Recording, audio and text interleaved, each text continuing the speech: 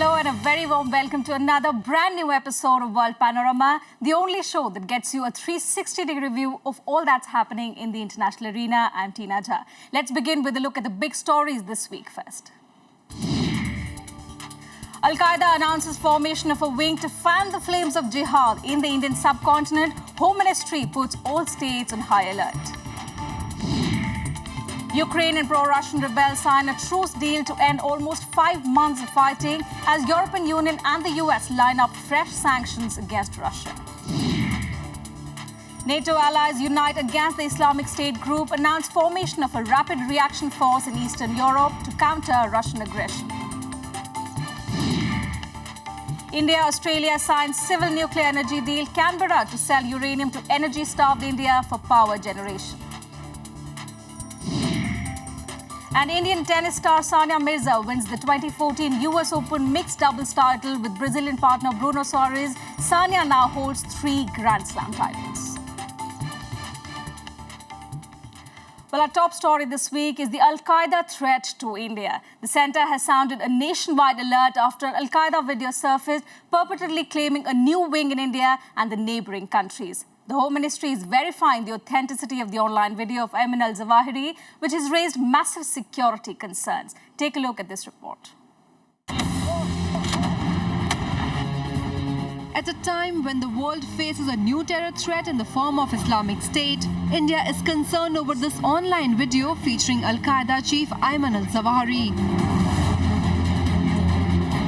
The video purportedly claims to spread Islamic rule and raise the flag of jihad across the Indian subcontinent. He announced a new wing of the terror group called Qaidat al-Jihad. Though the authenticity of the video has not been verified yet, it was enough to send shockwave across the administration. Home Minister Rajnath Singh went into a huddle with top security officials after the Intelligence Bureau's initial assessment said the video to be authentic. As a precautionary measure, the centre has issued alerts across the country. Security agencies feel the video could be an attempt to carry out recruitments in India at a time ISIS grows stronger as a global terror threat. It is just a propaganda tool to continue a process of provocation, a process in which they are trying to attract Indian cadres or cadres from this entire region. Al-Qaeda is in a very, very clear crisis of survival today. It has not been engaged in any major operation since 9/11. Political parties also expressed concerns after the video surfaced on internet. चिंता का विषय है, मगर हम आश्वस्त रहें। बहुत मजबूत सरकार है हमारे केंद्र में। स्वाभाविक रूप से सरकार इस पे जरूर सख्ती से कदम उठाएगी और ऐसा नहीं होने देगी। Extremely worrying if the Al-Qaeda chief has now put India in the crosshairs of the radical Islamist organizations of the world. The government must take cognizance of this. The extremist organizations cannot issue threat to Indian nation in such a way, and India cannot become panicky to such calls or such threats. And India has the capacity, inherent strength to face any threat. Though considerably weakened by the US-led war on terror, Al-Qaeda is still active in Afghanistan and Pakistan. According to the video, it desires to now spread across India, Myanmar and Bangladesh. According to the video, Al-Qaeda is specifically targeting Indian states with sizable Muslim population for recruits. Bureau Report, Rajya Sabha TV. All right, and to discuss how big a threat it is for India, we have with us in our studio today former Ambassador V.B. Soni. A very warm welcome to World Panorama, Mr. Soni. Thank you. We just saw in the report there are different people with different perceptions as to how big a threat it is for India. Some of them dismiss it as an attempt by the Al-Qaeda to gain prominence. What is your personal opinion on the latest Al-Qaeda video?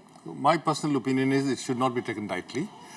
What is happening is, of late, Al-Qaeda is becoming marginalized force. After the elimination of Osama bin Laden, and there were drone attacks, which really has wiped out the top leadership.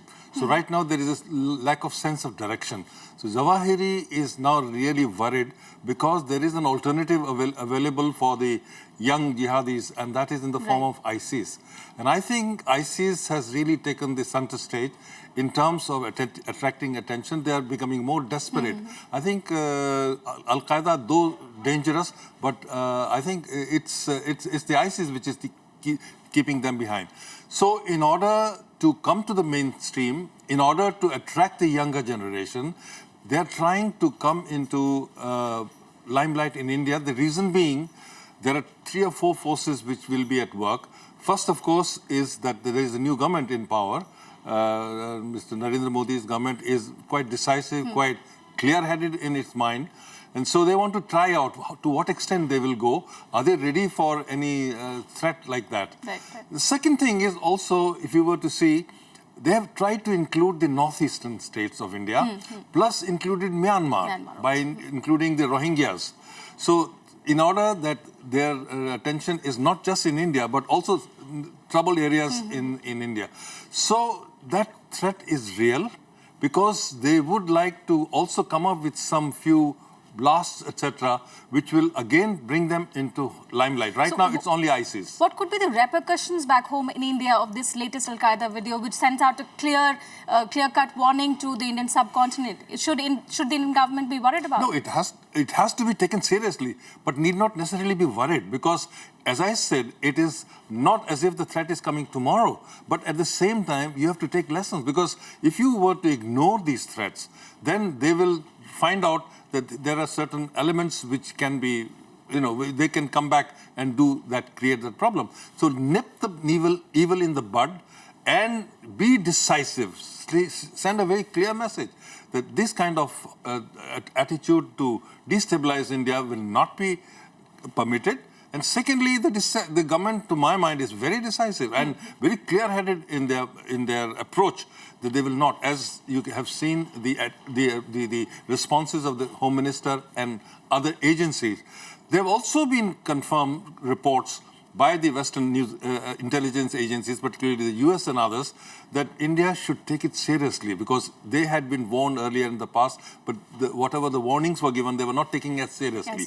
Please don't do that this time because if you were to do that, there will be dire consequences. Also, do you see it as a recruitment drive in India? Because lately we've seen a number of Maharashtrian youths from other parts of the country as well. They went ahead and joined the Islamic State. Do you see it as an attempt to launch a recruitment drive movement in India, which the Al-Qaeda is trying to do? Yeah, let me also say that there is a certain amount of disappointment and disillusionment among the youngsters because they feel the older leadership in the Qaeda and other Islamic groups are not really asserting themselves. So they want to go and fight for the cause, as it were. And they're ready to sacrifice their own lives.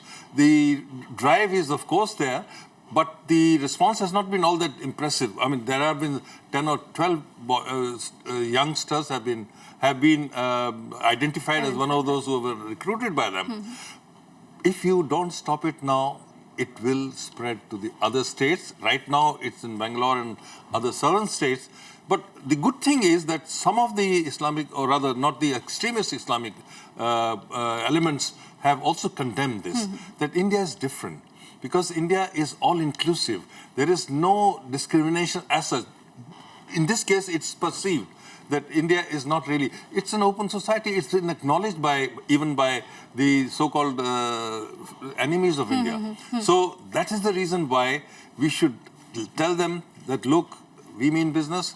If you want to come and try to target our youngsters feel that they have much more opportunities right now than if they were in Pakistan or other places. Right, Ambassador Soni, do stay with us. We'll come back and discuss the rise of extremist forces in the other parts of the world as well. Now, on the second and final day of their meeting in Wales, members of the North Atlantic Treaty Organization agreed that the Islamic State group is a significant threat to the world and that they will take on the militants by squeezing their financial resources and going after them with military might.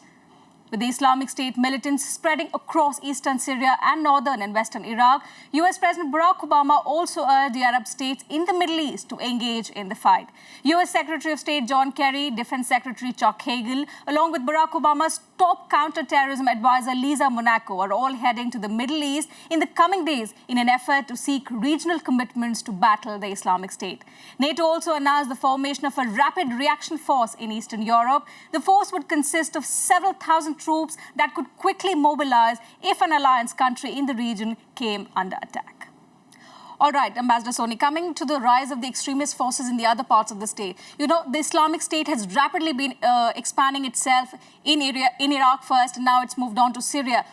Do you think the NATO coalition, now that the coalition has been announced at the NATO summit, do you think the coalition could expand airstrikes into Iraq and Syria as well, also sending ground forces to Syria to, counter the Islamic State there and then? This is a dangerous trend.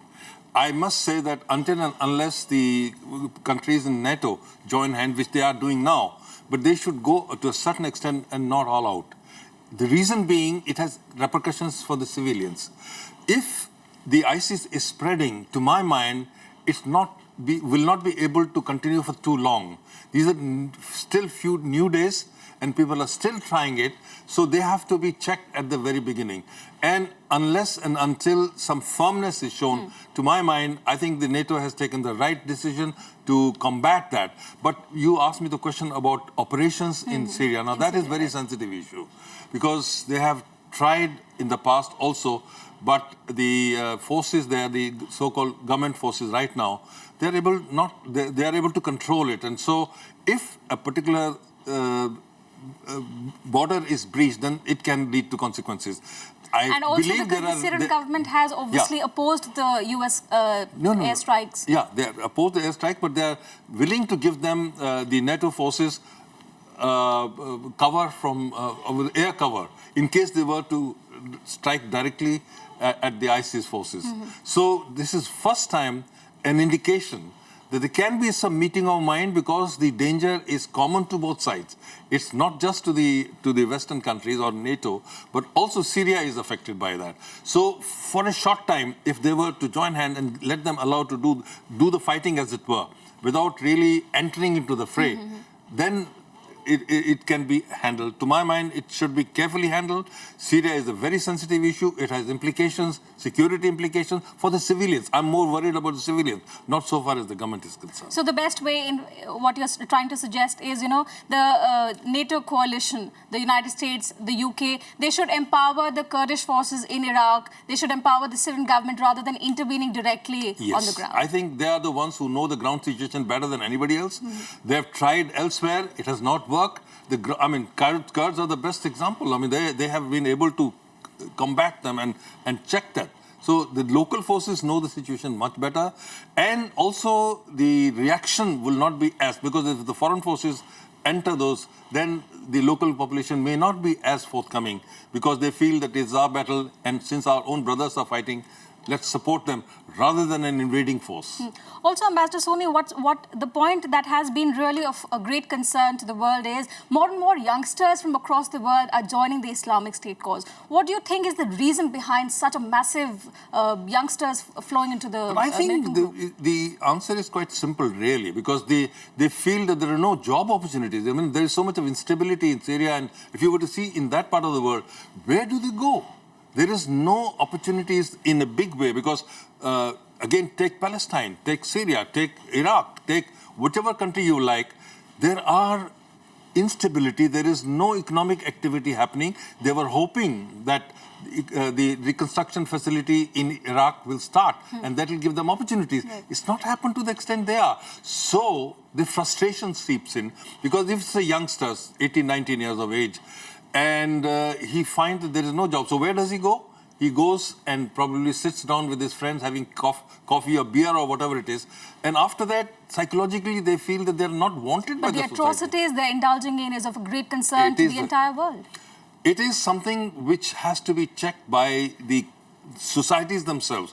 They have to not alienate those youngsters, but to give them hope. And the hope can be given only if they were involved in various decision making. Right now, the decisions are taken right at the top level. Right. So they must be involved. They must be brought in and said to be told that, look, the future is with this. If you go to these kind of extremist elements, if you fall prey to them, where is the hope?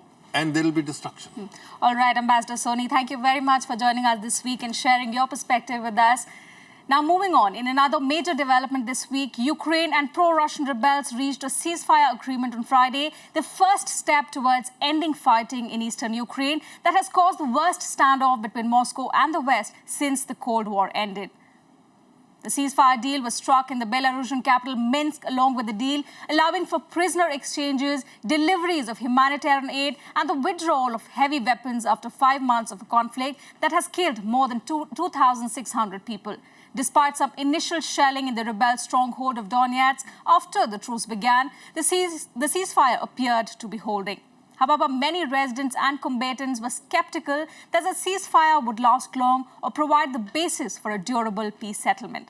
The two sides remained far apart on the future of the region. Western leaders, nonetheless, have decided to go ahead with fresh sanctions against Russia to ensure that they follow through the peace plan. Meanwhile, UN Secretary General Ban Ki-moon has hailed the signing of a breakthrough ceasefire between Ukraine's government and the local armed forces in the east of the country.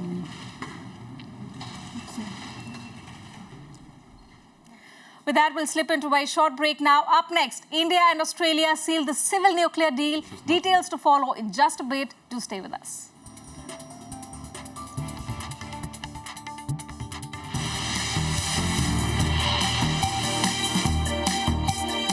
Welcome back. You're watching World Panorama. Now, India and Australia sealed the long-awaited nuclear energy deal on Friday. Australian Prime Minister Tony Abbott met Prime Minister Narendra Modi to finalise the deal, which will allow the export of uranium to India. Take a look at this report.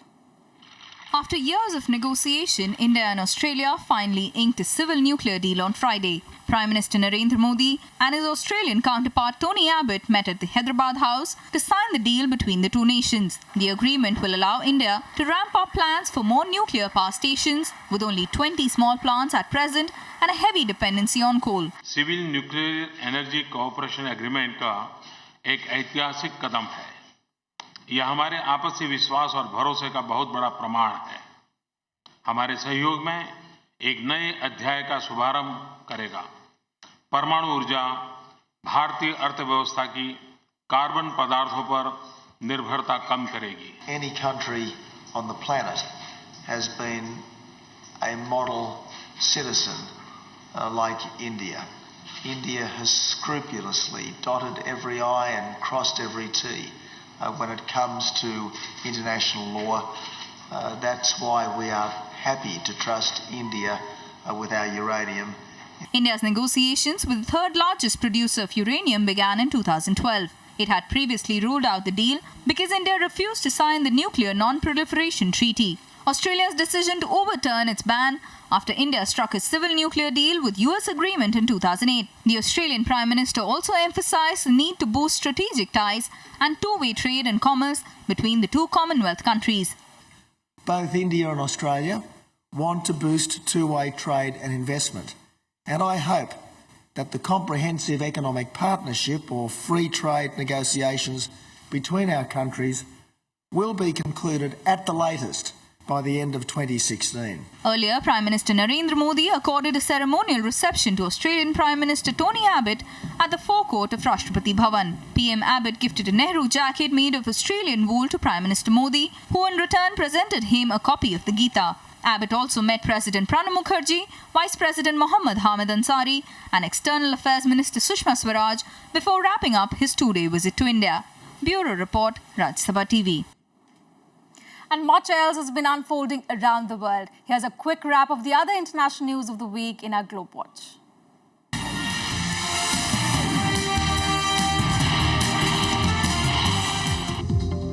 The United Nations has said nearly $600 million in supplies would be needed to fight West Africa's Ebola outbreak as the death toll from the worst ever epidemic of the virus topped 1,900. The pace of the infection has accelerated and there were close to 400 deaths in the past week. Guinea has warned that the virus has penetrated into a new part of the country. With no approved vaccines or treatments, the WHO has warned that the epidemic could infect more than 20,000 people and spread to 10 countries. The Ebola virus has already claimed nearly 2,000 lives in West Africa since December 2013.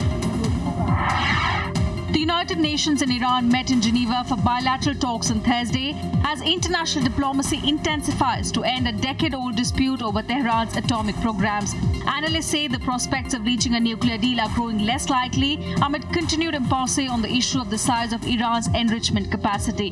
The European Union has also confirmed Iran and 6 world powers will hold their first negotiations on the 11th of September. Taliban militants detonated 2 truck bombs and tried to storm police and intelligence buildings in eastern Afghanistan, killing 33 people and wounding more than 150 on Thursday. Officials said the truck bombs exploded in quick succession and as many as 20 militants then attempted to raid the buildings on foot, triggering a gun battle with the Afghan security forces. 8 security personnel were among the dead. The attacks coincide with a political deadlock over Afghan presidential polls. China successfully launched 2 satellites into the orbit on Thursday from the Jiuquan Satellite Launch Center in the northwestern Gansu province. One of the satellites is designed to collect and transmit data on hydrology, weather, electric power and disaster relief. The other is a smart satellite for conducting multimedia telecommunications experiments.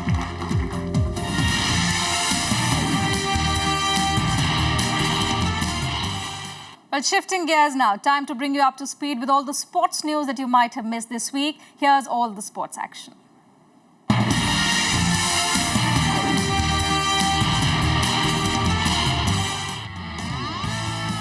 Indian tennis star Sania Mirza clinched her 3rd mixed doubles Grand Slam title as she and her partner Bruno Soares overcame a few anxious moments in the match tiebreak to win the US Open on Friday. The top-seeded Indo-Brazilian pair squandered 5 straight championship points before scoring a 6-1, 2-6, 11-9 win over Abigail Spears from the USA and Santiago Gonzalez from Mexico in exactly 60 minutes. This is Sania's 3rd Grand Slam title. Her previous titles came with compatriot Mahesh Bhupathi in 2009 and 2012. India cruised to a comprehensive 9-wicket win over England in the 4th ODI played at Edgbaston and clinched a 5-match series 3-0. India was set a small target of 207 to win the match. Ajinkya Rahane made a brilliant century scoring 106 runs and Shikhar Dhawan scored 97 not out as the team won with 117 balls to spare. England has lost the last 3 ODI series at home before the World Cup, which starts next year in Australia and New Zealand. With this victory, Mahendra Dhoni has 91 wins to his credit as India captain, surpassing Mohammad Azharuddin, who captained India to 90 ODI wins. Sprint superstar Usain Bolt charmed his Indian fans in his trademark style in a brief exhibition cricket contest against Yuvraj Singh's team in his maiden trip to the country. Bolt showcased his cricketing talent in front of an enthusiastic 6,000-odd crowd who turned up at the Chinnaswamy Stadium to have a glimpse of the fastest man on earth as his team beat Yuvraj Singh's led side in a 7-a-side cricket match. The Jamaican, the first man to win 6 Olympic sprint gold medals, was in great spirit throughout the match. A brilliant performance from Angel Di Maria spurred Argentina to a crushing 4-2 friendly win over world champions Germany on Wednesday in an entertaining rematch of July's World Cup final.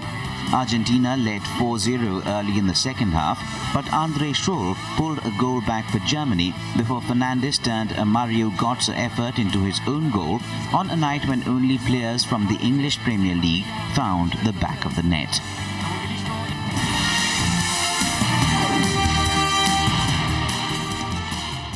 Moving on, a look now at what's creating a buzz in the show business, a look at the latest flakes and news from other arts and entertainment.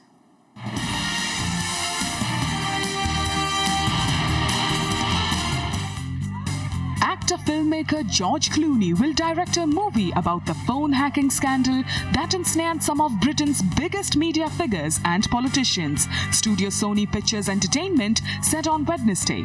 Hack Attack is based on the 2014 book of the same name by journalist Nick Davies, who details how British newspaper hacked the telephone voicemails of celebrities, members of the royal family, and crime victims to gain private information. The phone hacking scandal led media mogul Rupert Murdoch to close the News of the World newspaper in 2011. One of music's biggest superstars, Beyoncé Knowles, turned 33 on Thursday. The Grammy-winning singer took home a special Lifetime Achievement Award at the Video Music Awards in August for her groundbreaking career in which she has sold over 100 million records worldwide. Her fifth studio album, Beyoncé, which featured 14 new songs and 17 music videos, also made history, reaching #1 on the Billboard music charts with her first 5 studio albums. Her hugely popular joint, On the Run tour with husband, rapper Jay-Z, also became one of the best-selling tours of the summer, earning them over $100 million in revenue. Modern Family star Sofia Vergara has been declared the highest-earning actress on television for the 3rd year running.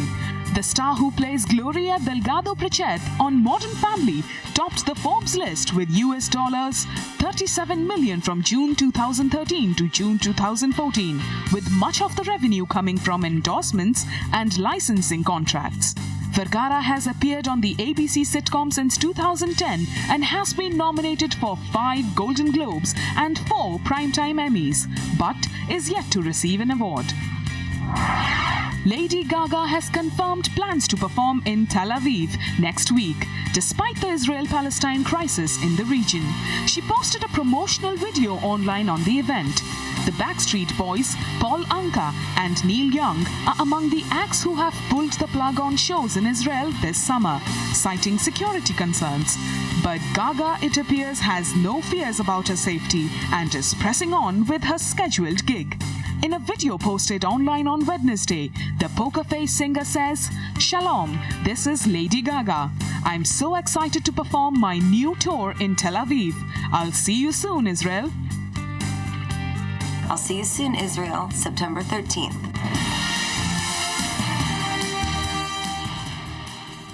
And finally, Prime Minister Narendra Modi's Japan visit resulted in landmark benefits for India in terms of investment in infrastructure and industry. A feature of the 5-day trip was the appearance in public of a little-known avatar of a Prime Minister. He plays the drums and the recorder and lightens the mood. Take a look at this and have a great week.